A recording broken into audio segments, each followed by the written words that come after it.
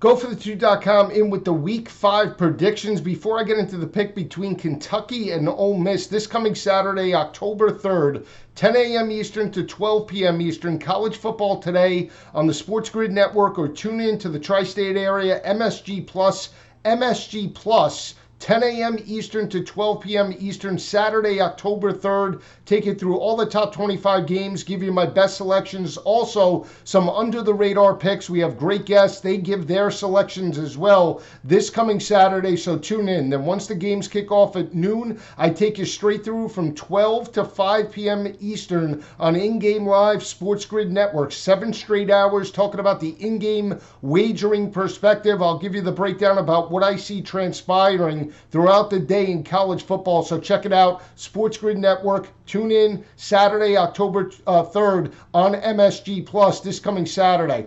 Let's talk about this matchup in Kentucky between the Wildcats and Ole Miss. Both teams played very well in week number 1 and then did come out with both losses to both Auburn and Florida, two of the top teams in the SEC this year. When you look at Kentucky, I thought they played very well. They trailed 8-7 against Auburn, going in for a touchdown right before the half. They had a first and goal on the 3, a second and goal on the 1. The runner looked like he got into the end zone. They did not give him a touchdown. They put the ball on the 1-yard line. The critical turnover on third and goal by Terry Wilson. He throws a 99-yard interception. Auburn returns it, but it gets called back from a targeting call. But really, Auburn had the momentum at that point, carried it into the locker room, and then grinded out a 16-point win over the Wildcats. When you look at UK in terms of their offensive production, Terry Wilson played very well, completed 24 of 37 passes, 239 yards, 1 touchdown,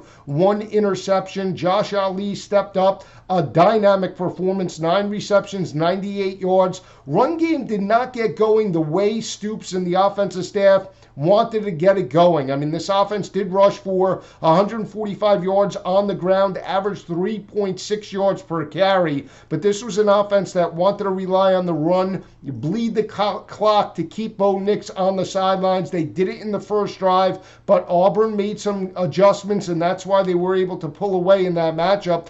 UK played very well in terms of third down conversions, completed 63%, 12 of 19 attempts, and I think that carries through this coming weekend against Ole Miss. When you look at Ole Miss overall, Matt Corral got the start over John Rice Plumlee. They put up some points on that Florida defense. Both teams looked a little rusty defensively. Ole Miss's secondary was abused by Kyle Pitts over the top, but that was because the run game was going for Florida in this matchup. You look at just total yards allowed by Ole Miss in this ballgame, 642 yards. They allowed over 190 rushing to Florida, and more importantly, 6.8 yards per carry. And now they have to go on the road to face a blue-collar offensive line in the Kentucky Wildcats.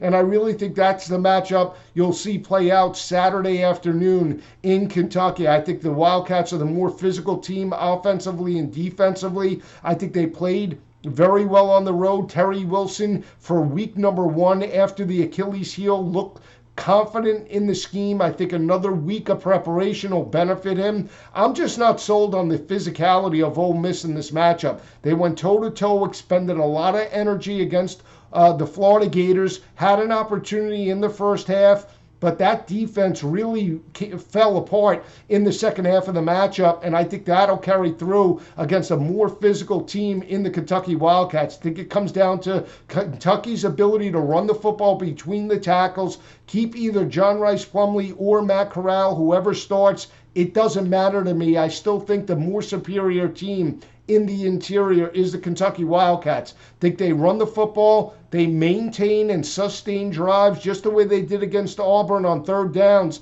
I think they grind out a 14-point victory over Ole Miss this coming Saturday. I'm going to put together another video with all the rapid fire selections. Tune in this Saturday, College Football Today.